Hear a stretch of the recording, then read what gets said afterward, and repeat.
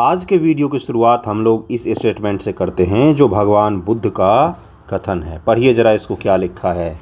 पेड़ एक विशेष असीमित दयालु और उदारपूर्ण जीवधारी है जो अपने सतत पोषण के लिए कोई मांग नहीं करता, दानशीलता पूर्वक अपने जीवन की क्रियाओं को भेंट करता है। यह सभी की रक्षा करता है और स्वयं पर कुल्हाड़ी चलाने वाले विनाशक को भी छाया प्रदान करता है।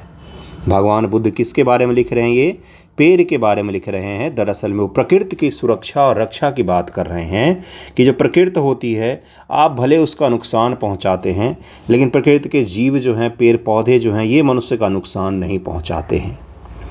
हम लोग क्या पढ़ रहे हैं बंधुओं? हम लोग 10वीं का NCERT का अगला चैप्टर पढ़ेंगे आज। और सवाल ज़रा देखिए क्या है। जैव विविधता क्या है, यह मानव जीवन के लिए क्यों महत्वपूर्ण है? हो सकता है यही सवाल आपसे पूछ ले शॉर्ट फॉर्म में करंट अफेयर के साथ जोड़कर लिखने के लिए। यह विस्तार पूर्वक बताएं कि मानव क्रियाएं किस प्रकार प्राकृतिक वनस्पति जात और प्राणी जात के ह्रास के कारक हैं। मनुष्य किस प्रकार से इन चीज़ों को विनाश कर रहा है या कमज़ोर कर रहा है। भारत विभिन्न समुदायों ने किस प्रकार वन जीव रक्षण में योगदान किया है, विस्तार पूर्वक विवेचना करें। तो आप सभी का स्वागत है study for UPSC PCS channel पर। NCERT ज्योग्राफी हम लोग पढ़ रहे हैं, जिसमें 10th के ज्योग्राफी का दूसरा चैप्टर होगा ये। साथ ही में मैं आप लोगों को बता दूं कि अगर आप बेसिक से NCERT समझकर लिखना चाहते हैं तो अपना एक NCERT का पेड ग्रुप अलग से चलता है, जिसमें NCERT के रोज़ क्वेश्चंस मैं पोस्ट करता हूं और बेसिक आंसर राइटिंग सिखाता हूं।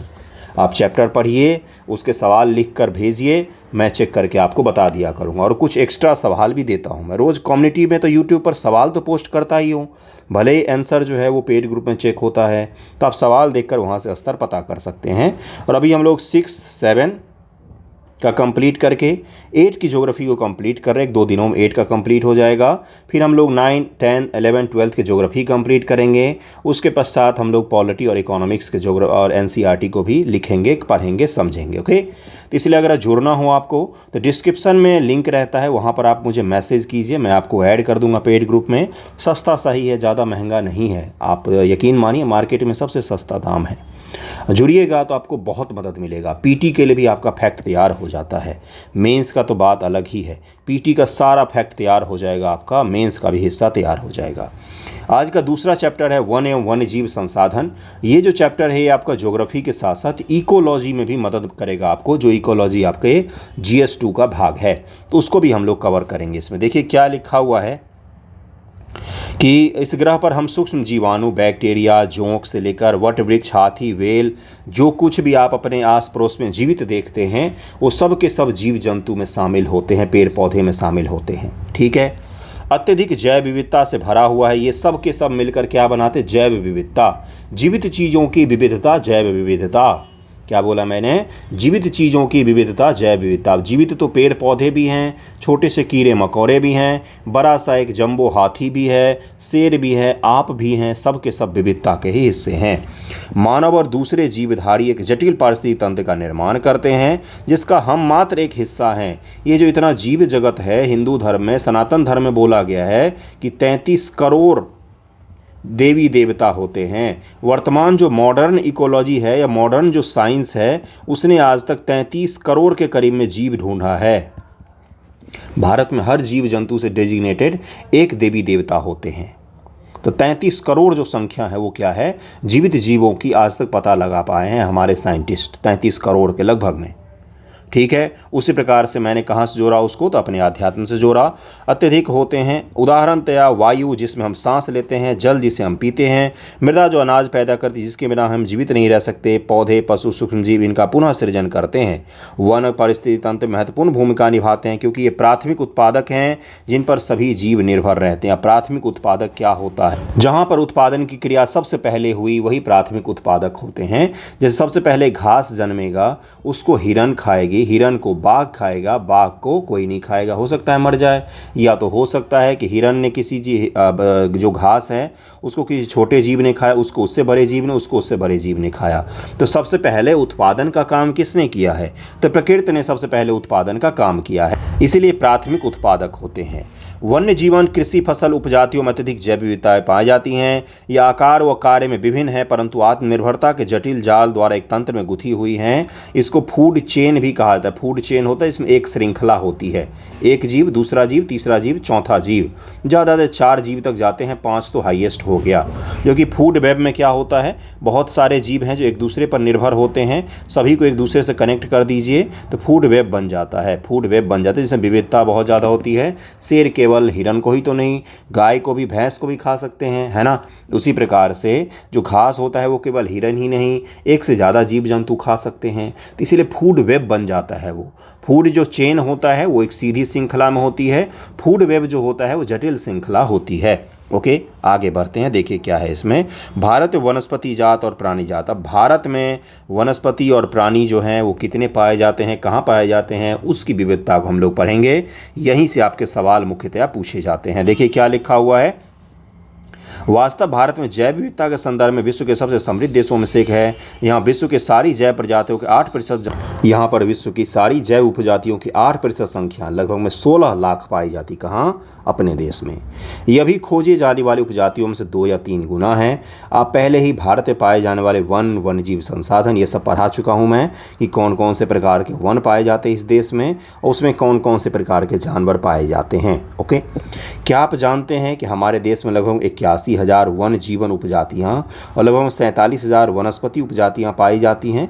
वनस्पति उपजातियों में से लगभग 15,000 उपजातियाँ भारतीय मूल की हैं, यानी कि 15,000 47,000 में से स्थानीय हैं, जो इनका जन्म यहीं पर हुआ है। स्थानीय प्रजाति इनको कहा जाता है। जैसे इसका एग्जाम्पल क्या हो सकता है, जैसे कंगारू, कंगारू ऑस्ट्रेलिया की स्थानीय प्रजाति है और वो दुनिया में कहीं पर भी नहीं पाए जाते हैं। उसी प्रकार से भारत के भी कुछ स्थानीय प्रजाति हो सकते हैं, जैसे भारतीय गेंडा होता है, जैसे भारतीय शेर होते हैं, बंगाल टाइगर जो होते हैं वो भारत के स्थानीय प्रजातियों में से एक हैं। ये मैं क्या पढ़ा रहा हूँ आपको, स्थानीय प्रजातियाँ भी होते हैं। या कुछ अनुमान यह है कि भारत में लगभग में 10% वनस्पति जात, 20% स्तनधारियों को लुप्त होने का खतरा है। इनमें से कई उपजातियां तो नाजुक अवस्था में हैं, लुप्त होने का कागार पर हैं। इनमें से चीता, गुलाबी सिर वाली बतख, पहाड़ी कोयल, जंगली चित्तीदार उल्लू, माधुका इनिस गिनिस महुआ की जंगली किस्म, हुबर डिया हेप्या न्यूरोन घास की प्रजाति होते हैं, ये सब शामिल हैं जिनका विलुप्त होने का खतरा है। इनकी संख्या बहुत ही कम हो गई है। ओके, ये चीज़ क्लियर हो गया होगा। आगे बढ़ते हैं। देखिए क्या है कि अब तक कितनी प्रजातियां लुप्त हो चुकी है हम नहीं बता सकते हैं। आज हमारा ध्यान अधिक बड़े और दिखाई देने वाले प्राणी पौधे के लुप्त होने पर अधिक केंद्रित है, परंतु छोटे प्राणी जैसे कीट और पौधे भी महत्वपूर्ण होते हैं और हमें नहीं पता कि कितने कीट जो हैं वो गायब हो गए हैं, कितने छोटे छोटे पेड़ पौधे जो हैं वो विलुप्त हो गए हैं। क्या आप जानते हैं कि भारत बड़े प्राणियों में से स्तनधारियों की 79 जातियाँ, पक्षियों की 44 जातियाँ, सरीसृपों की 15, जलचर और जल स्थल चरों की 3 जातियाँ लुप्त होने का खतरा है। और ये बढ़ ही रहे हैं। खतरे क्यों बढ़ रहे हैं? क्योंकि हम उनके आवास को खंडित कर रहे हैं, जंगल जला रहे हैं, जंगल काट रहे हैं, इसलिए ये आंकड़ा जो है वो धीरे धीरे बढ़ रहा है। 2023 का फॉरेस्ट रिकॉर्ड आएगा बंधुओं, उस 2023 के फॉरेस्ट रिकॉर्ड को पढ़ लीजिएगा, वो आपसे पूछा जाएगा एग्ज़ाम में। ये तो आपसे नहीं पूछा जाएगा। 2013 का ये आंकड़ा है, क्योंकि 2015 ईस्वी का ये NCERT है। ओके, देखिए क्या लिखा हुआ कि आओ हम विभिन्न प्रकार के पौधे प्राणियों की जातियों के बारे में पता लगाएं। अंतर्राष्ट्रीय प्राकृतिक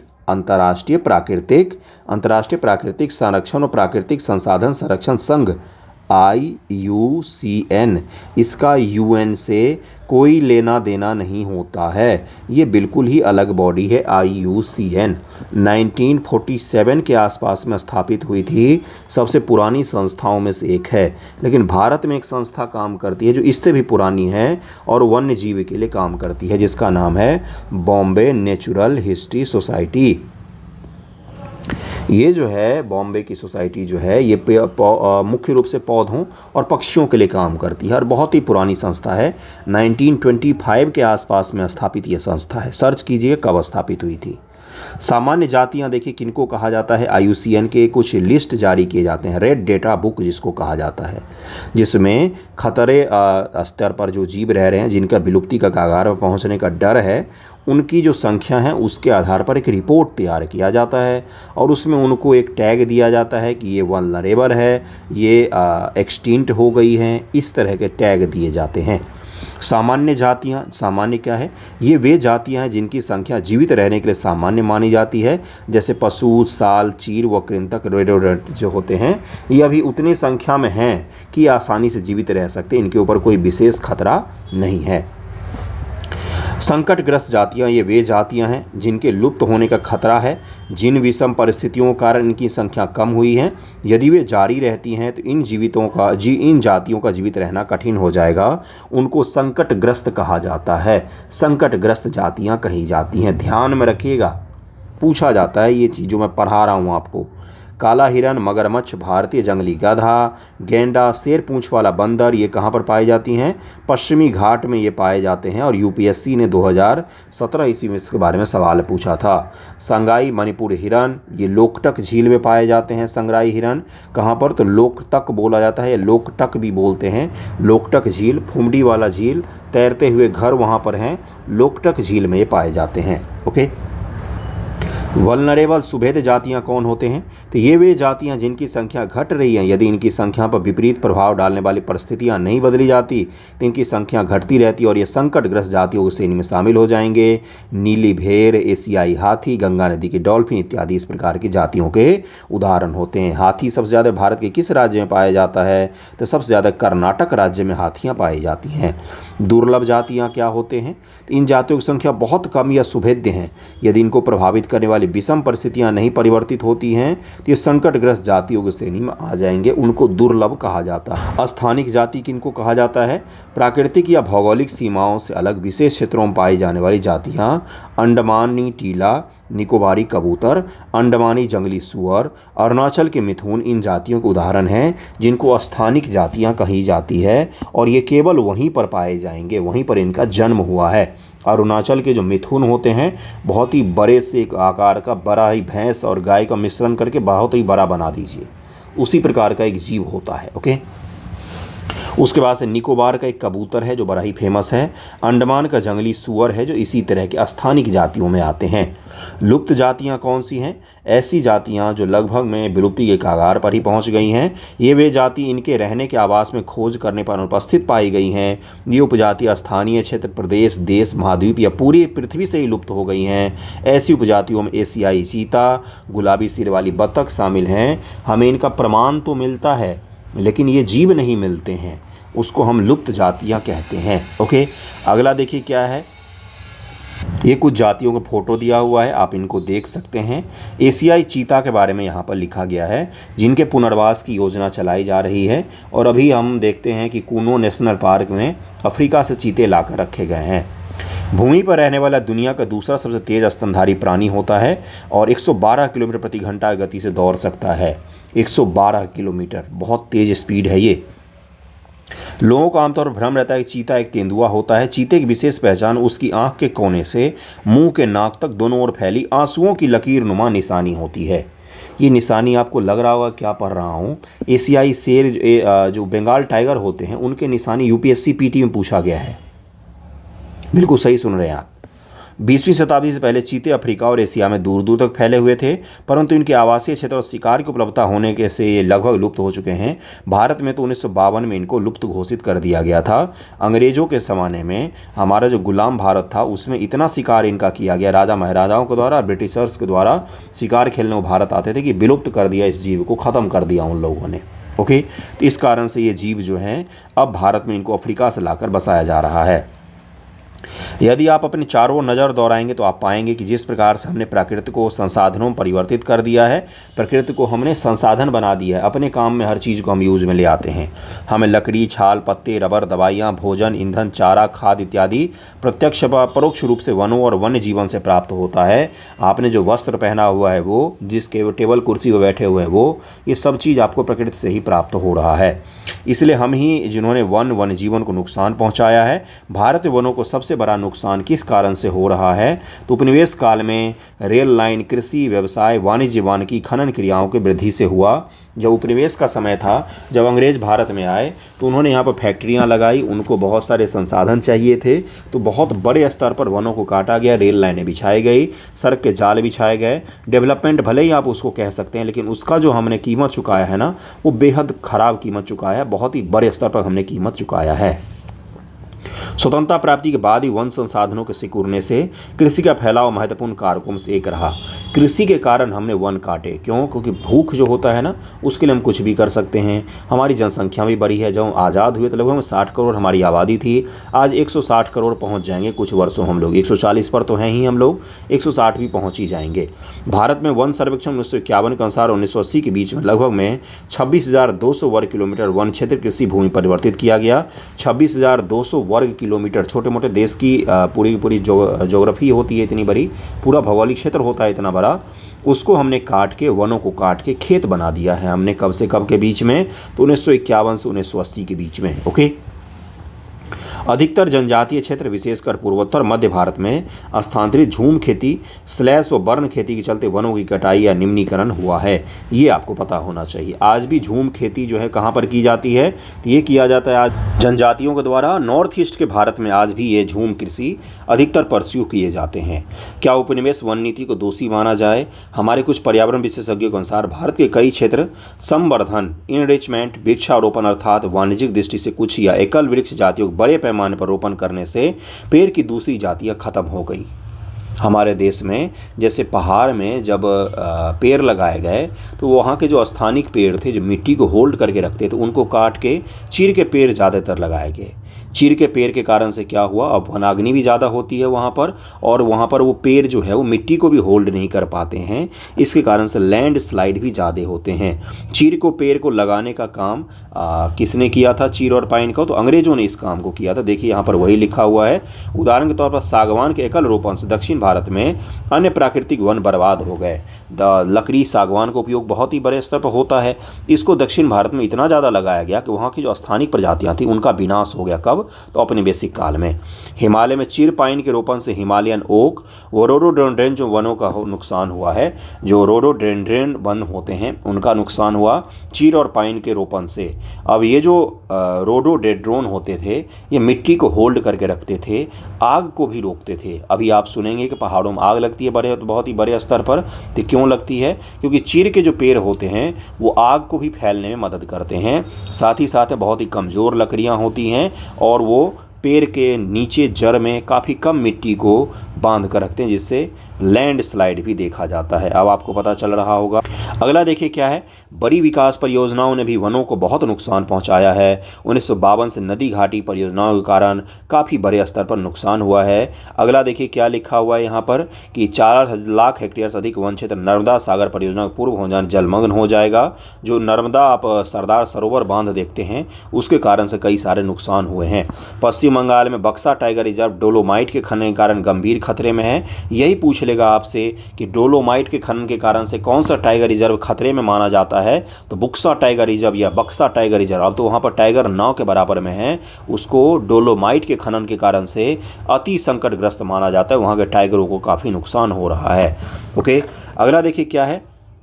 बहुत से वन अधिकारी पर्यावरणविद यह मानते हैं कि वन संसाधन की बर्बादी में पशुचारण और ईंधन के लकड़ी कटाई मुख्य भूमिका निभाते हैं। यद्यपि इसमें कुछ सच्चाई हो सकती है, परंतु चारे व ईंधन हेतु लकड़ी की आवश्यकता पूर्ति मुख्यतः पेड़ की टहनियाँ काट कर की जाती, न कि पेड़ों को काट कर। और हरे पेड़ों को नहीं काटा जाता है जलावन के लिए, हमेशा सूखे पेड़ों को काटा जाता है जलावन के लिए। और पूरा पेड़ नहीं काटते हैं। क्या काटते? डालियाँ काटी जाती है सामान्य तौर पर ईंधन के लिए। आप सड़क जब बनाते हैं तो आप डालियाँ नहीं काटते बल्कि पूरा पेड़ को जड़ से उखाड़ देते हैं, जिससे मिट्टी भी वहाँ की कमज़ोर हो जाती है।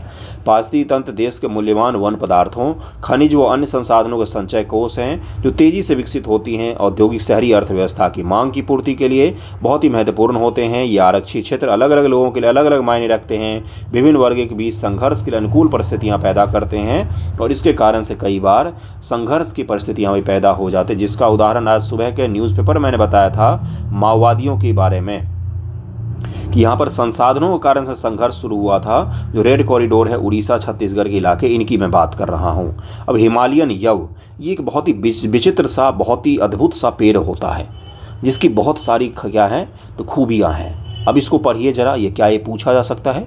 शानदार एग्जाम्पल है, पूछा जा सकता है आपसे। किसका एग्जाम्पल है? क्या है भाई ये? हिमालयन यव चीड़ के प्रकार का एक सदाबहार वृक्ष है। सदाबहार यानी कि हमेशा जो पत्तियों से लदा हुआ रहे। एक औषधीय पौधा है जो हिमाचल प्रदेश अरुणाचल प्रदेश के कई क्षेत्रों में पाया जाता है। कहाँ पर? हिमाचल और अरुणाचल। यब बोला जाता है। पेड़ की छाल, पत्तियां, टहनियां, जड़ों से क्या लिखा हुआ है? टैक्सोल नामक रसायन निकाला जाता है तथा इसे कैंसर रोग के उपचार के लिए प्रयोग किया जाता है। आप इमेजिन कर सकते हैं, कैंसर का आज भी उपचार लोग ढूंढ रहे हैं, जबकि हिमालय की जो पुरानी पद्धति है उसमें यब के पेड़ से जो टैक्सोल निकलता है, टैक्सोल, उसका उपयोग कैंसर के लिए किया जाता है। मैं कोई सड़क छाप किताब नहीं पढ़ रहा हूँ, NCERT पढ़ रहा हूँ जिसमें लिखा हो, यानी कि प्रमाणिक है ये। इनसे बनाई गई दवाइयाँ विश्व में सबसे अधिक बिकने वाली कैंसर औषधि है। इसके अत्यधिक निष्कासन से इस वनस्पति जात को खतरा पैदा हो गया। पिछले 1 दशक से हिमाचल प्रदेश और अरुणाचल प्रदेश विभिन्न क्षेत्रों में यब के हजारों पेड़ सूख गए। अब हमें जब पता चला कि ये पेड़ हमें कुछ दे सकता है, तो वही तो हाल है ना कि वो एक मुर्गी थी जो सोने की अंडे दे सकती थी। हमने इतने अंडे निकाले, उसके पश्चात हमने एक बार में उसका पीठ ही चीर दिया कि जितने अंडे एक ही बार में निकाल लेंगे। इसके चक्कर में मुर्गी ही मर जाती। तो वही मुर्गी वाला हाल और हिमालयन यब का भी हो रहा है। इतना ज़्यादा इससे निष्कर्षण कर रहे हैं हम लोग, इतना ज़्यादा कर रहे हैं कि ये बेचारे पेड़ ही सारे के सारे सूखते जा रहे, कम हो गए पेड़ ही संकटग्रस्त हो गए। अब पेड़ को कौन बचाए? इसने तो लाखों लोगों को बचा लिया, लेकिन अब पेड़ को कौन बचाए? तो कोई नहीं। ठीक है, चलिए आगे बढ़ते हैं। देखिए हिमालयन यब, यहाँ पर तो फोटो दिया नहीं हुआ है। सूखे पत्तियाँ इकट्ठे कर रही महिलाएं। भारत में जैव विविधता को कम करने वाले कारकों वन्य जीव के आवास का विनाश। सबसे पहला क्या है? जो वन्य जीव है, जहाँ पर हाथी रह रहे थे, जहाँ पर बाघ रह रहे थे, जहाँ पर शेर रह रहे थे, उसको हमने क्या किया? काट कर वहाँ पर रेस्टोरेंट बना दिया, वहाँ पर बैठ कर रील बनाते हैं। तो हमने क्या किया? उनके वनों का विनाश कर दिया। आवास उनका है, वो उनका घर है। वो जैसे आपका घर कोई तोड़ दे, कैसा लगेगा आपको? उसी प्रकार से उनके अंदर भी सेंसिटिविटी होती है, वो भी रोते हैं, उनको भी बुरा लगता है। ठीक है। जंगली जानवरों को मारना, आखेटन, शिकार, पर्यावरणीय प्रदूषण, विषाक्तीकरण, दावानल आदि हैं। दावानल यानी कि जंगलों में आग लगना। अभी तो दावानल की घटनाएं होंगी। अभी जो अप्रैल मई का महीना आएगा उसमें सबसे ज़्यादा आग लगती है।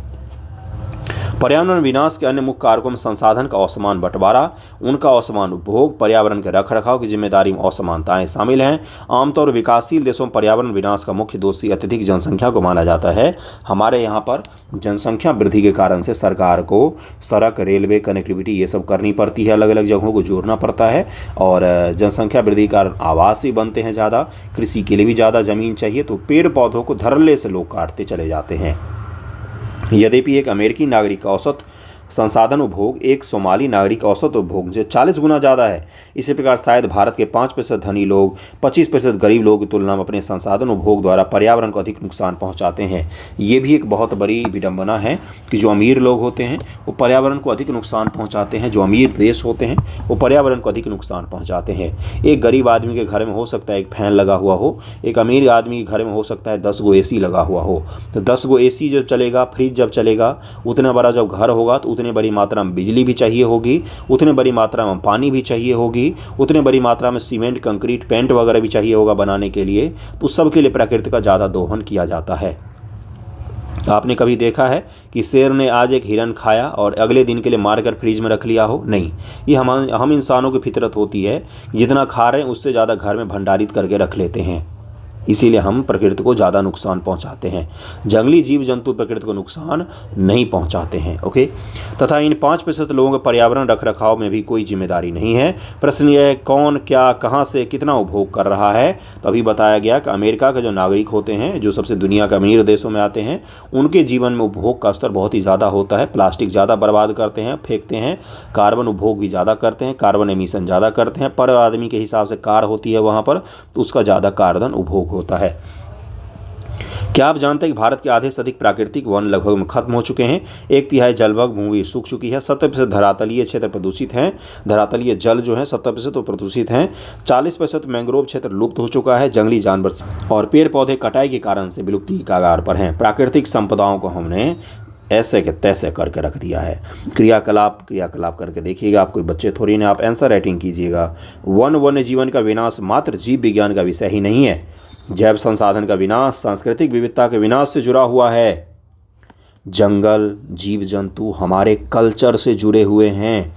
हिंदू धर्म में कोई एक देवी देवता ऐसे नहीं है जिनके बगल में कोई जानवर या कोई पशु पक्षी खड़ा ना हो।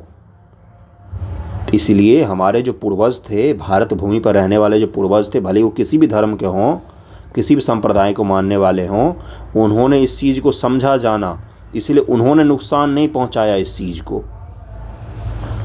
जैव विनाश के कारण कई मूल जातियां वनों पर आधारित समुदाय निर्धन होते जा रहे हैं, आर्थिक रूप से हाशिए पर पहुंच गए हैं। यह समुदाय खाने पीने, औषधि, संस्कृति, अध्यात्म इत्यादि के लिए वन व वन्य जीवों पर निर्भर हैं। गरीब वर्ग में महिलाएं पुरुषों की तुलना में अधिक प्रभावित होते हैं। कई समाज में खाना, चारा, जल व अन्य आवश्यकता वस्तुओं की इकट्ठा करने की मुख्य जिम्मेदारी महिलाओं की होती है। आपने देखा होगा सामान्य तौर पर राजस्थान टूरिज्म का फोटो, महिलाएं सर पर मटकी लेकर मटक मटक कर जाते रहते हैं पानी लाने के लिए। वो कोई अच्छी चीज़ थोड़ी ना है। उन महिलाओं को पूछो जरा कि क्या दशा होता है उनका पानी उठाकर लाने में। काम किसका होता है? महिलाओं का। अभी पतझड़ का मौसम शुरू होने वाला है। जो लोग गांव घर में रहते हैं उनको पता होगा कि पतझड़ के मौसम में जो गरीब लोग होते हैं वो जाते हैं जंगल, सुबह सुबह 3-4 बजे पूरे रात का गिरा हुआ जो पत्ते होते हैं उसको समेट कर बड़े बड़े बोरियों में बांध कर घर ले आएंगे, फिर उसको जलावन के तौर पर उपयोग किया जाता है। ये पुरुष का काम होता है क्या? महिलाओं का काम होता है। और अगर पेड़ पौधे ये सब चीज़ों कम हो जाएंगी तो क्या होगा? उनको इसी चीज़ के लिए बहुत दूर दूर तक भटकना पड़ता है। जैसे इन संसाधनों की कमी होती जा रही है, महिलाओं पर कार्य का भार बढ़ता जा रहा है। कई बार तो उनको संसाधन इकट्ठा करने के लिए 10 किलोमीटर से अधिक पैदल चलना पड़ता है। सूखे का मौसम शुरू हो गया है। महाराष्ट्र के पूर्वी भागों में, कर्नाटक के पश्चिमी भागों में, पूर्वी भागों में सूखे का मौसम शुरू हो जाता है इसी समय। अब इसके कारण से क्या होता है? इन महिलाओं के स्वास्थ्य से लेकर उनके जीवन तक पर असर पड़ता है। काम का समय बढ़ने के कारण घर और बच्चों की उपेक्षा होती है। घर और बच्चों की उपेक्षा होती है। इसको जोड़िए कल्चर से, समाज से। कि प्राकृतिक संसाधन का नुकसान या सभी तक सभी चीज़ों की समान पहुंच नहीं होने से बच्चों का लालन पालन जो है वो खराब हो जाता है। वन कटाई के परोक्ष परिणाम जैसे सूखा, बाढ़ भी गरीब तबके को सबसे अधिक प्रभावित करता है। इस स्थिति में गरीब पर्यावरण निम्नीकरण का सीधा परिणाम होता है। भारतीय उपमहाद्वीप वन्य जीवन मानव जीवन के लिए बहुत ही कल्याणकारी हैं। अतः आवश्यक है कि वन्य जीवन के संरक्षण के लिए सही नीति अपनाई जाए। कन्विंस हो गए आप कि इससे आपका नुकसान हो रहा है? बड़े लोगों का कोई नुकसान नहीं होता। जब गर्मी तेज पड़ेगी पर्यावरण के नुकसान के कारण से तो और एसी तेज कर लिया जाएगा, आप झुलसेंगे। जब ठंड तेज पड़ेगी तो घर में और भी ज़्यादा हीटर जला लिए जाएंगे, आप उस समय ठंड में कड़ाके की ठंड से जूझेंगे। तो जो पर्यावरण का नुकसान होता है दरअसल में समाज के कमज़ोर तबके को सबसे पहले वो नुकसान पहुंचाता है। खेती किसानी पर जिनका अच्छा खासा तनख्वाह होता है, जो अमीर लोग होते हैं, उनकी निर्भरता नहीं होती क्योंकि उनके बैंक में तो पैसे आ जाएंगे। लेकिन एक किसान से पूछिए सही समय पर बारिश नहीं होने से कितना ज़्यादा पीड़ा होता है उसको, खरी फसल जल जाती है। तो ये सब भुगतान किसको करना पड़ता है? तो समाज के सबसे कमज़ोर तबके को। भारत में वन व वन्यजीव का संरक्षण कैसे कर रही है? ये सारी तो आपने समस्या गिना दी गुरु। अब भाई इसका समाधान कुछ तो किया होगा ना सरकार ने। किताब में लिखा हुआ है तो सरकार को भी तो पता होगा, कुछ तो समाधान किया होगा। आपके हिसाब से क्या समाधान हो सकता है? वन्य जीवन वनों में तेज गति से हो रहे ह्रास के कारण इनका संरक्षण बहुत आवश्यक हो गया है। परंतु हमें वनों और वन्य जीवन का संरक्षण करना आवश्यक क्यों है? संरक्षण से पारिस्थितिक विविधता बनी रहती है। पारिस्थितिक तंत्र में विविधता बहुत ही आवश्यक है। डाइवर्सिटी होनी चाहिए, नहीं तो नुकसान होगा। अगर शेर ही शेर हो जाएंगे तो इंसान तक नहीं रह पाएंगे। अगर हिरन ही हिरन हो जाएंगे तो एक फसल आपके घर में नहीं आएगी। अगर चूहे ही चूहे हो जाएंगे तो सारे अन्न बर्बाद हो जाएंगे। सांप अगर नहीं होंगे तो चूहों को कंट्रोल कौन करेगा? उनको खाएगा कौन? उनको मारेगा कौन? उनकी संख्या को कौन नियंत्रित रखेगा? इसलिए प्रकृति में हर जीव का होना नितांत जरूरी है सिवाय मानव के। बिल्कुल सही सुन रहे आप। मानव पृथ्वी पर हो या ना हो इससे कोई खास नुकसान नहीं था पृथ्वी का। पृथ्वी तब भी थे, ठीक है। लेकिन मैं ये क्या कह रहा हूँ कि पृथ्वी पर जितने जीवित जीव हैं इंक्लूडिंग ह्यूमन, सभी का होना बिल्कुल ही जायज़ है और होना ही चाहिए। नहीं तो बहुत ही भारी स्तर पर किसका? प्रकृति का नुकसान होता है। वन्य जीवन का संरक्षण करना आवश्यक है। संरक्षण से पारिस्थितिक विविधता बनी रहती है तथा हमारे जीवन साध्य संसाधन जलवायु मृदा बने रहते हैं। ये विभिन्न जातियों से बेहतर जनन के लिए वनस्पति और पशुओं में जीन्स जेनेटिक विविधता को भी संरक्षित करती है। उदाहरण के तौर पर हम कृषि में अभी भी पारंपरिक फसलों पर निर्भर हैं। जलीय जैव विविधता मोटे तौर पर मछली पालन बनाए रखने पर ही निर्भर। हुआ क्या? ये सब समस्याएं जब लोगों को पता चली कि भाई बहुत ज़्यादा नुकसान हो रहा है तो 1960 से 70 के दशक में दुनिया में आवाज़ें उठनी शुरू हुई। उसके पश्चात स्टॉकहोम में आपको पता ही है कि क्या हुआ था, सम्मेलन हुआ था पर्यावरण को लेकर। उसके पश्चात दुनिया में पहला देश भारत था जहां पर एक्ट बनाकर पर्यावरण को संरक्षित किया गया 1972 एक्ट के द्वारा। ये तो आपको पता ही होगा किस्सा।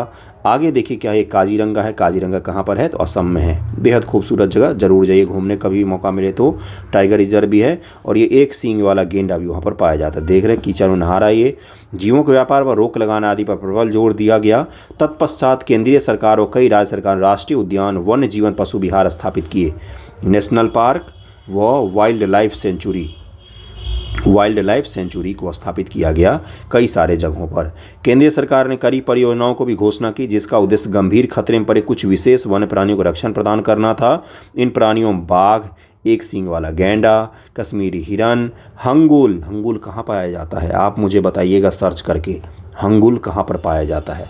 बहुत ही विशेष प्रकार का जीव है और देश के कुछ ही ऐसे जगह हैं जहाँ पर पाया जाता है, इसीलिए मैंने पूछा आपको हंगुल कहाँ पर पाया जाता है। ओके। 3 प्रकार के मगरमच्छ, स्वच्छ जल मगरमच्छ, लवणीय जल मगरमच्छ और घड़ियाल। घड़ियाल केवल भारत में पाए जाते हैं। एशियाई शेर, अन्य वन्य प्राणी शामिल हैं। इन सभी के संरक्षण के लिए भारत सरकार ने कार्यक्रम शुरू कर दिया और उसके पश्चात प्रोजेक्ट टाइगर को 1973 में लॉन्च किया गया। उसमें देश में टाइगर की संख्या बहुत ही कम हो गई थी। 20वीं शताब्दी के आरंभ में देश में बाघों की संख्या 55,000 थी, जो मात्र 1,827 रह गई। कहाँ गए बाकी के ये लगभग 52-53 हज़ार टाइगर्स कहाँ गए? मार मार के सब शिकार करके अंग्रेज़ लेकर चले गए यहाँ से और उनके खालों को बेचा, अपने लिए यूज किया उन सब चीज़ों को। सोचिए 55,000 से घटकर 1,827 मात्र, कितना बड़ा आंकड़ा है ये। बाघों को मारकर उनके व्यापार के लिए चोरी करना, आवासीय स्थलों का सिकुड़ना, भोजन के लिए आवश्यक जंगली उपजातियों की संख्या कम होना, जनसंख्या में वृद्धि, बाघों की घटती की जनसंख्या का मुख्य कारण था। भाई क्या हो गया? मुख्य रूप से इनका शिकार किया गया बहुत ही बड़े स्तर पर, खाल से लेकर औषधि बनाने तक के लिए इस जंगली जानवर को मार दिया गया। अतः देसी शिकारी गैर कानूनी व्यापार करने वाले मुख्य निशाने पर आए। प्रोजेक्ट टाइगर विश्व की बेहतरीन वन्य जीवन परियोजनाओं में से एक है। 1973 में इसको शुरू किया गया। आपके बीपीएससी का क्वेश्चन 69th बीपीएससी का क्वेश्चन है ये, और ये यूपीपीएससी में भी पूछा गया था।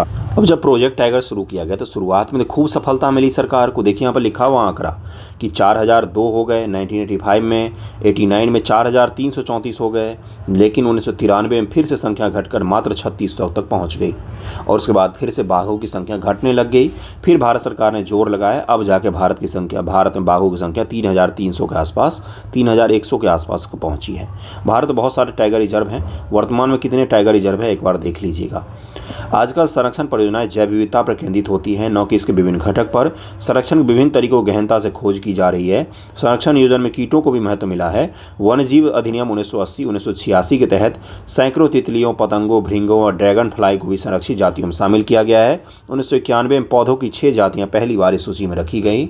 अब हम केवल बाघ, हाथी, शेर को संरक्षित नहीं करते हैं, बल्कि छोटी छोटी कीट फतिंगों पर भी ध्यान देते हैं कि हमें पता चला कि भाई इनको भी बचाना बेहद ज़रूरी है। इनको नहीं बचा पाएंगे तो हम प्रकृति को रक्षित नहीं कर पाएंगे। ओके, अगला देखिए क्या है। घड़ियाल के बारे में बताया गया है, कुछ न्यूज़ की कटिंग यहाँ पर डाली गई है। घड़ियाल जो होते केवल भारत में पाए जाते हैं। वन्य जीवन संसाधनों के प्रकार व वितरण क्या है, अभी इसको जरा ध्यान से पढ़िएगा, यहीं से आपके सवाल बनते हैं कई बार। यदि हम वन और वन्य जीवन संसाधनों को संरक्षित करना चाहेंगे तो उनका प्रबंधन नियंत्रण करने के लिए बहुत सारे तरीके अपनाए गए हैं, उनको बांटा गया है। सबसे पहले आरक्षित वन, किनको कहा जाता है? Reserve forest. देश में आधे से अधिक वन क्षेत्र आरक्षित वन घोषित किए गए हैं। जहां तक वन और वन्य प्राणियों के संरक्षण की बात है, आरक्षित वनों के सर्वाधिक मूल्यवान माना जाता है। ओके, रक्षित वन कौन होते हैं? वन विभाग के अनुसार देश के कुल वन क्षेत्र का 1/3 हिस्सा रक्षित है। इन वनों को और अधिक नष्ट होने से बचाने के लिए इनकी सुरक्षा की जाती है, इसलिए इनको रक्षित वन कहा जाता है, जहाँ पर रेंजर्स वगैरह के होते हैं। अवर्गीकृत, अन्य सभी प्रकार के वन व बंजर भूमि जो सरकार, व्यक्तियों, समुदाय के स्वामित्व में होते हैं, अवर्गीकृत वन होते हैं। जैसे आपका जो छोटा मोटा बगीचा होगा वो अवर्गीकृत होता है, लेकिन एक सरकारी ज़मीन पर बड़ा सा जंगल लगा हुआ है तो रिजर्व फॉरेस्ट होता है, उसको छू नहीं सकते हैं आप, ठीक है। उसके अलावा जो कुछ भी है वो सब के सब अवर्गीकृत होते हैं। ओके, आरक्षित व रक्षित वन ऐसे अस्थायी वन क्षेत्र हैं जिसका रखरखाव इमारती लकड़ी व अन्य वन पदार्थों उनके बचाव के लिए किया जाता है। मध्य प्रदेश में अस्थायी वनों के अंतर्गत सर्वाधिक क्षेत्र है, जो कि प्रदेश के कुल वन क्षेत्र का 75% में करीब में है। इसके अतिरिक्त जम्मू कश्मीर, आंध्र प्रदेश, उत्तराखंड, केरल, तमिलनाडु, पश्चिम बंगाल, महाराष्ट्र में भी कुल वनों में एक बड़ा अनुपात आरक्षित वनों का है, रिजर्व फॉरेस्ट वगैरह का है। वहाँ पर कुछ कुछ अनुमति होती है, क्रियाकलाप होती है, सरकार की अनुमति से होती है। ओके, जबकि बिहार, हरियाणा, पंजाब, हिमाचल, उड़ीसा, राजस्थान में कुल वनों में रक्षित वनों का एक बड़ा अनुपात है। पूर्वोत्तर के सभी राज्यों में, गुजरात में अधिकतर वन क्षेत्र अवर्गीकृत वन है तथा स्थानीय समुदाय के प्रबंधन में है, अवर्गीकृत फॉरेस्ट हैं इन सभी इलाकों में। ओके, अगला देखिए क्या है, समुदाय व वन संरक्षण। बहुत सारे समुदाय ऐसे होते हैं जो वन को संरक्षित करते हैं। वन संरक्षण की नीतियां हमारे देश में कोई नई बात नहीं है। इसे आमतौर पर इस बात से अनजान है कि वन हमारे देश में कुछ मानव प्रजातियों का आवास भी हैं। भारत के कुछ क्षेत्रों में स्थानीय समुदाय सरकारी अधिकारियों के साथ मिलकर अपने आवास स्थलों के संरक्षण में जुटे हैं, क्योंकि इसी से दीर्घकाल में उनकी आवश्यकताओं की पूर्ति हो सकती है। इसलिए कई सारे ऐसे लोग भी हैं जिनका वो आवास है और उसके संरक्षण में जुटे हुए हैं। सरिस्का बाघ रिजर्व में राजस्थान के गांवों को लोग वन्य जीवन रक्षण अधिनियम के तहत वहां से खनन कार्य बंद करवाने के लिए संघर्षरत हैं और वहां के लोगों ने ही उस चीज़ को बंद करवाया। राजस्थान में एक समुदाय होता है जिसको कहा जाता है बिश्नोई। बिश्नोई जो समुदाय है, ये जो समुदाय है ये वन्य जीवन के लिए, हिरन को बचाने के लिए, जंगली जीवों को बचाने के लिए और प्रकृति के संरक्षण के लिए बिल्कुल ही पागल समुदाय होते हैं। अपना बलि दे देते हैं हंसते खसते, पेड़ों को बचाने के लिए, जंगली जीवों को बचाने के लिए। ठीक है, तो बिश्नोई समुदाय जो होता है ये अद्भुत समुदाय माना जाता है। ठीक है, बड़ा ही हठी और बहुत ही मजबूत समुदाय है राजस्थान में। अगला देखिए क्या है, राजस्थान के अलवर जिले में 5 गांव के लोगों ने 1200 हेक्टेयर वन भूमि भैरव दोब डाकब सेंचुरी को घोषित कर दी, जिसके अपने ही नियम कानून है जो शिकार वर्जित है तथा बाहरी लोगों के घुसपैठ से यहाँ के वन्य जीवन को बचाते हैं। लोग जो हैं वो खुद ही क्या करते हैं, इसको बचा करके रखते हैं। पवित्र पेड़ों की झुरमुट, ये अपने यहाँ पर देखा होगा आपने, जैसे कई सारे गाँव में ब्रह्म स्थान होता है, वहाँ पर एक पुराना गांव का पीपल या कोई पुराना वृक्ष होता है जिसकी पूजा करते हैं। वो भी तो एक संरक्षण का तरीका है, वो भी तो एक संरक्षण का ही तरीका है। जो कालिदास जी हैं उन्होंने विक्रमो उर्वशीयम में पवित्र वन का या जो सेक्रेड फॉरेस्ट होता है उनकी चर्चा की है कि इन्होंने तो उपवन जिसको कहा जाता है कालिदास जी ने। तो ये भी अपने देश में पारंपरिक रूप से धर्म का जो सहारा लेकर वनों को, प्रकृति को संरक्षित करने का एक तरीका माना जाता है। कई सारे गांव में पवित्र वन होते हैं, पेड़ों का झुंड होते हैं जिनको लोग काटते नहीं, जिनको पूजते हैं, रक्षित करते हैं। वहाँ पर साल में इकट्ठा होता है, कोई भी विवाह शुभ मुहूर्त होता है तो वहाँ पर इकट्ठे होकर पूजा पाठ करते हैं। तो वो भी पेड़ पौधों को बचाने का ही एक तरीका होता है, आज आपको पता चला होगा। उसके पश्चात हिमालय में चिपको आंदोलन आपको पता ही है, सुंदरलाल बहुगुणा जी के नेतृत्व में चलाया गया था। टिहरी में किसानों का बीज बचाओ आंदोलन का नवदाना ने दिखा दिया है कि रासायनिक उर्वरकों का प्रयोग के बिना भी विविध फसल उत्पादन आर्थिक रूप से व्यवहार्य कृषि उत्पादन संभव है। ये अलग अलग दुनिया भर के, देश भर के आंदोलन हैं। अगर आपको आंदोलन के इतिहास पढ़ना हो तो कभी ढंग से पढ़िएगा। दृष्टि की जो इकोलॉजी की बुक आती है उसमें बड़ा ही डिटेल में दिया रहता है। कई सारे लोग तो पेड़ से चिपक कर कट गए, लेकिन पेड़ को उन्होंने जीते जी नहीं कटने दिया। भारत में संयुक्त वन प्रबंधन कार्यक्रम क्षरित वन प्रबंधन पुनर्निर्माण में स्थानीय समुदाय की भूमिका महत्व को उजागर करते हैं। औपचारिक रूप से इन कार्यक्रम की शुरुआत 1988 में हुई, जब ओडिशा राज्य के संयुक्त वन प्रबंधन का पहला प्रस्ताव पास किया गया। वन विभाग के अंतर्गत संयुक्त वन प्रबंधन क्षरित वनों के बचाव के लिए कार्य करता है। इससे गाँव के स्तर पर संस्थाएं बनाई गई और गाँव के स्तर पर, लोकल स्तर पर हमने वनों को क्या किया, संरक्षित करना शुरू किया। इसके बदले समुदाय मध्य स्तरीय लाभ जैसे गैर इमारती वन उत्पादों का हकदारी होते हैं तथा सफल संरक्षण से प्राप्त इमारती लकड़ी लाभ में भी भागीदार होते हैं। कौन? तो वहाँ के लोग। भारत में पर्यावरण के विनाश और पुनर्निर्माण की क्रियाशीलता से सीख मिलती है कि स्थानीय समुदायों को हर जगह प्राकृतिक संसाधन प्रबंधन में शामिल करना चाहिए, क्योंकि स्थानीय समुदाय जब तक नहीं चाहेंगे, वहाँ के लोग नहीं चाहेंगे, तब तक वहाँ का जंगल जो है, ज़मीन जो है, वो संरक्षित नहीं हो पाएगा। उसके पश्चात आपके अभ्यास प्रश्न हैं, इन अभ्यास प्रश्नों को सॉल्व कीजिएगा। जल्द ही हम लोग अगले वीडियो मिलेंगे जो है जल संसाधन, इसको पढ़ेंगे। थैंक यू सो मच आप सभी का वीडियो देखने के लिए। मैं पूरी कोशिश में रहता हूँ कि वीडियो रेगुलर आएगा भी regular. Thank you so much आप सभी का।